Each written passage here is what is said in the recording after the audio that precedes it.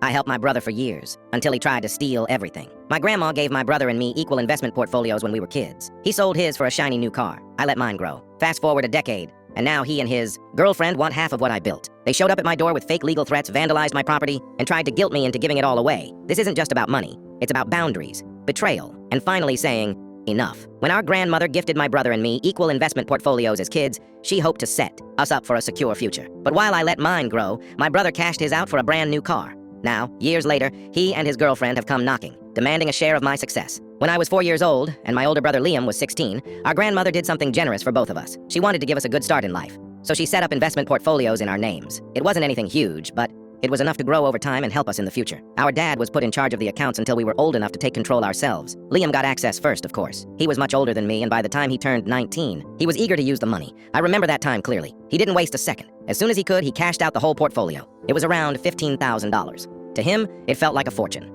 With the money, he bought a brand new Honda. I still remember the way he looked when he brought it home. He was so proud of that car. He washed it every other day, kept it spotless, and drove it like it was a sports car. He revved the engine in front of his friends, acting like the sound alone made him rich. He had this look in his eyes, like he had made it. But to me, even as a little kid, it didn't seem like a smart move. Back then, I didn't understand much about money, but I understood enough to notice how fast things disappeared. Liam's money was gone in a flash, and not long after, the car wasn't in great shape anymore either. Things break, life happens, but he didn't seem to think much beyond the moment. He was living for the now, and that meant spending whatever he had, whenever he had it. I was younger, and in a way, that helped me. I had more time to watch, to learn, and to think. Watching Liam go through his money like water left an impression on me. I didn't want to make the same mistakes. I didn't want to blow my chance. So when I turned 18 and it was time for me to take over my portfolio, I didn't cash it out. I went to our dad instead and asked for his help to invest it wisely. Dad was glad I asked. We sat down together and talked about options. We put a big chunk into Apple stock and spread the rest into other stable investments. I didn't touch the money. I let it sit, let it grow, and I kept learning more about how investing worked. Over the next few years, that small portfolio became